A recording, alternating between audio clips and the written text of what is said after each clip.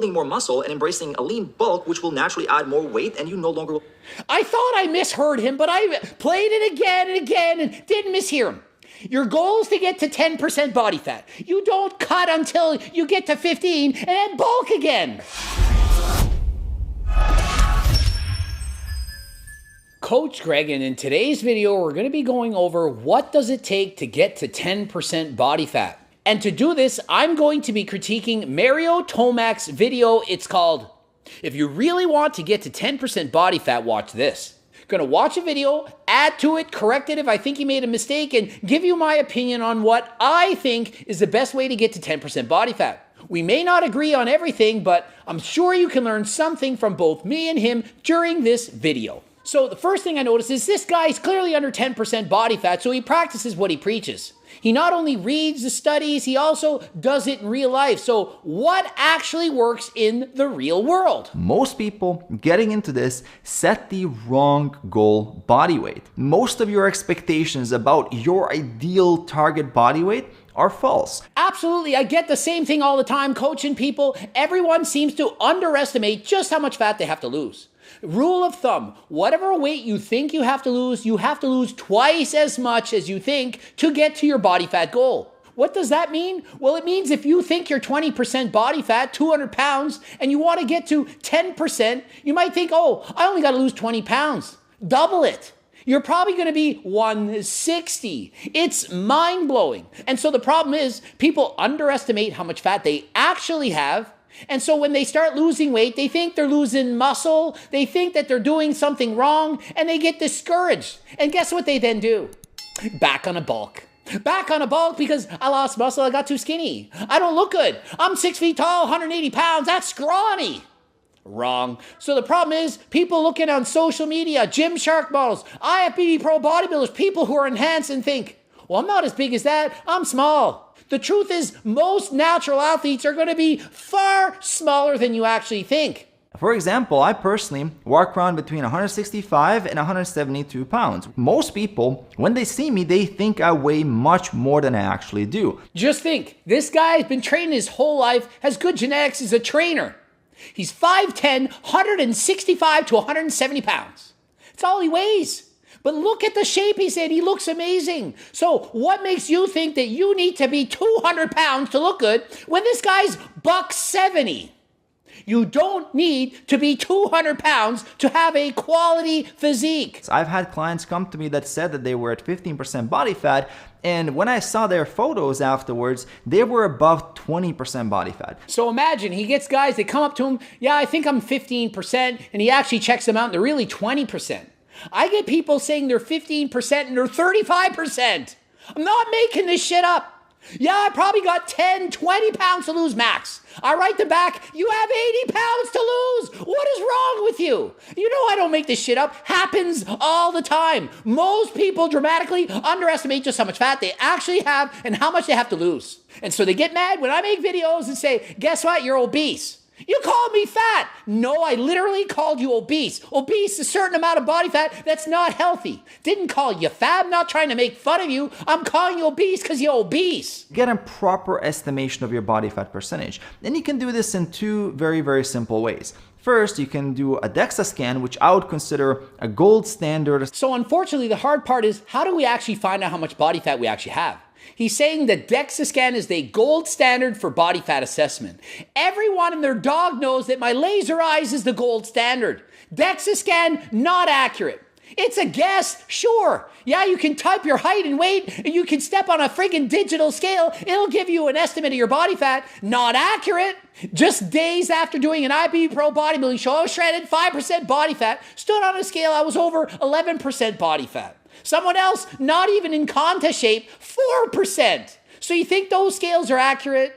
They're not. So aside from the DEXA scan, which is a guess, and unless you can pay to have Coach Greg do his laser eye test, what can you do?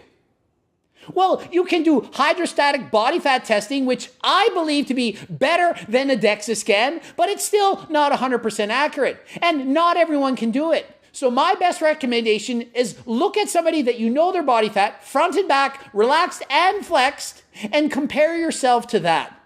Look at that. If they're 30% and you look way fatter than that, you're probably not 20% now, are you? So here's what you can do in the real world.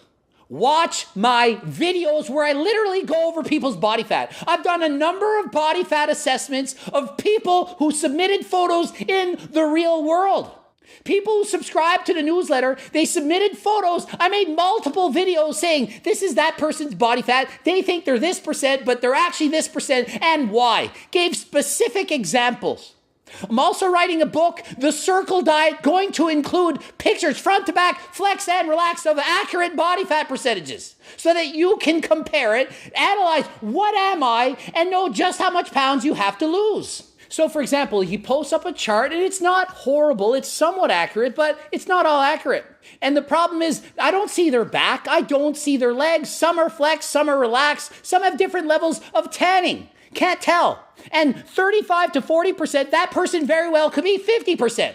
So if you look at this and say, yeah, I kind of look like the guy in the bottom right, 35%, you very well could have 50% body fat. So if you weigh 300 pounds and you're 50% rather than 35, that's 45 extra pounds that you have to lose that you don't think you have to lose. So you can see just how easy it is to be inaccurate.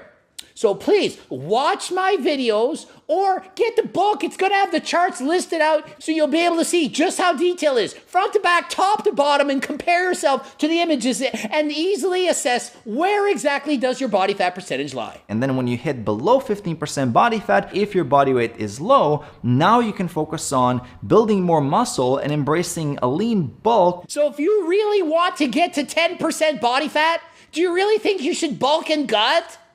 Who the hell is trying to get to 10% body fat and bulking?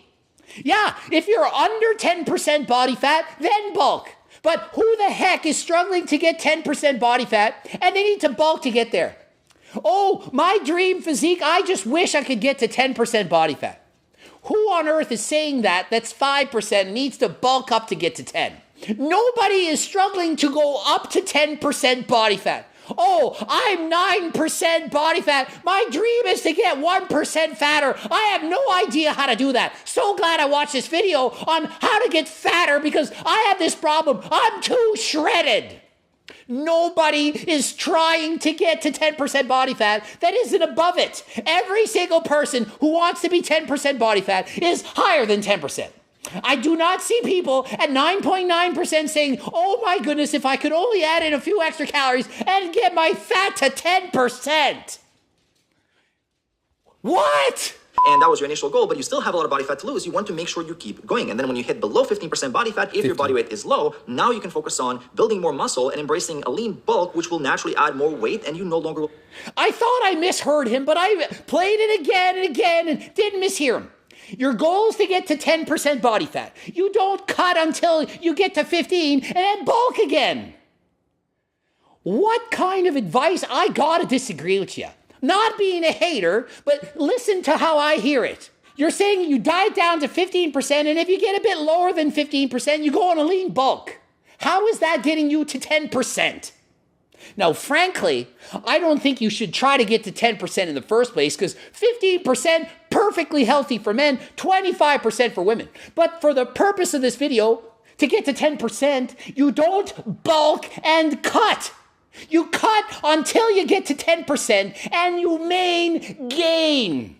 Once you get to 10% body fat, you maintain it. And guess what? If it was a struggle to get to 10%, if you had no energy, didn't feel good, sex drive was down, you couldn't sleep, brain fog, stop the frickin' diet. Stop trying to get to 10%. If you don't have the energy, you don't keep dieting to 10%. Not everyone is born to have a shredded six-pack 10%. So my advice, get halfway there. Whatever your frickin' percent is right now, get halfway to 10. Are you 20% body fat? Diet to 15. Are you 30% body fat? Diet to 20. Halfway there. Gonna make you feel amazing, so much better, have more energy, and you won't suffer. Once you get halfway there, then reevaluate. Is it easy? Can I do this? Is this sustainable? If it's easy, sustainable, and you want to get leaner, by all means, keep trying. If you can't, stop, eat at maintenance, and maintain that. There's no reason to starve yourself to get to 10% body fat if it's unrealistic for you. On this journey, it is inevitable that you will screw up. It is not a matter of if, it is a matter of when. And another great tip, you will screw up. Nobody is perfect. You are eventually going to do something you didn't want to do. Whether it's eating too many calories or not doing the cardio or workout session that you plan to do, things are going to happen. You might get injured. It's okay. It's not what you do on any given day that really matters. It's what you do for the majority of days. So if you screw up every now and then, it is okay. Just get back to doing the things you know you should be doing on the other days. Everything will work out and it will be fine. When you lose that momentum, you can't regain it as easily. There are 3 things that you need to do. Number 1, 2, and 3, buy my freaking cookbook. How about that? Low-calorie dense, delicious recipes. Help you feel full. You'll be able to stick to your diet because it's the forever diet. The diet you can follow for the rest of your life. When you do end up losing that momentum, when you do fall off track, remember that it takes way more energy to start a routine than it does to keep a routine going. I kind of disagree there, but I do get his point. I'm going to explain why I disagree. He says it takes way more energy to start a program than to keep it going. I argue that it's very easy to start a program because when you first start a program, you're highly motivated. You finally decided enough is enough, I'm going to the gym. New Year's resolution. I'm going to start doing cardio every day, 30 minutes walk, go to the gym, whatever. First day, yeah, I can't wait going to the gym. By day 30, are you still motivated? I think it's harder to keep a plan going than it is to start it. So my advice, start a program that you know you can keep doing. Don't say you're going to go to the gym an hour twice a day, 6 days a week, if you know you're probably not going to do it. Commit to what you can commit. I'm going to go to the gym 1 hour 3 times a week because I know I could still do that. That way I can take a day off. I'm not forced to go in every day. Maybe I'll go 4 times. That's bonus. That's extra. That makes you feel good. That way you can accomplish your goal. 3 times a week, you can do that. Do it, and then if you can do more, add more. Rather than saying going 6 days a week, and then if you only go 5, feel bad. Set a goal 3 times a week, go 4, you feel good. Set a goal 6 days a week, you go 5, and you feel bad. But if you had set 3 days a week and gone 4, you would have accomplished your goal and been happy. Now, you know how you hear people say that having a great physique is 90% diet, so if you just handle the diet side of things, everything else falls in place? Well, that's not necessarily true. And what percent is diet and what percent is training? It's been debated for decades. We don't really have an answer, and to be honest, no one knows. There is no exact answer. Is it 90% training, 10% diet? I don't know, but I like to say this. It's 50-50. It's half what you do in the gym, half what you do in the kitchen. They're both equally important in my opinion. If you do all the dieting in the world, but you don't go to the gym, don't train, don't do anything, you're not building muscle. And on the other side, if you train every single day, get in your cardio, but you eat like shit and you're in a surplus, you're not losing weight. So you need both, 50-50. Set time aside for 3 to 4 sessions per week, which are optimized for building muscle. And this isn't high-intensity interval training, circuit training, doing a bunch of jumping jacks. Exactly. And if you want the best possible results, don't just rely on cardio, also go to the gym. Try to train each body part twice a week. Go to the gym at least twice a week. Train your entire body twice a week. If you can go more, 4 times a week, divide your body in 2, do half one day, half the next, take a day off and repeat. Train your entire body twice a week. More often you train, the better. But please, be realistic. Don't go 6 days a week if you know you can only go 4. And let's not forget that this is a journey after all. Even if I could snap my fingers and you have 6-pack abs right now, you would regain the body fat very quickly. And absolutely, this is a journey. It's not about the end result. Sure, if you snap your fingers and get abs, you'll have abs, but guess what?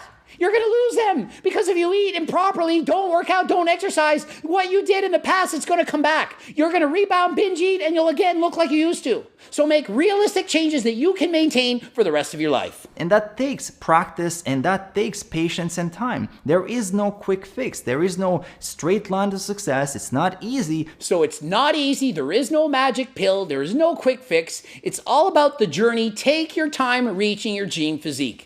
Ending it here. GregDoucette.com for coaching. Greg Doucette, IFBB Pro. Please watch the bloops and what I suggested about body fat and so on. Please check those out. Harder Than Last Time supplements available at my website, GregDoucette.com. Also, cookbook, training book, coaching plans, me and my team. Bell button, click, comment if you can. Like the big bell button it. And until next time, I am out to go bike race.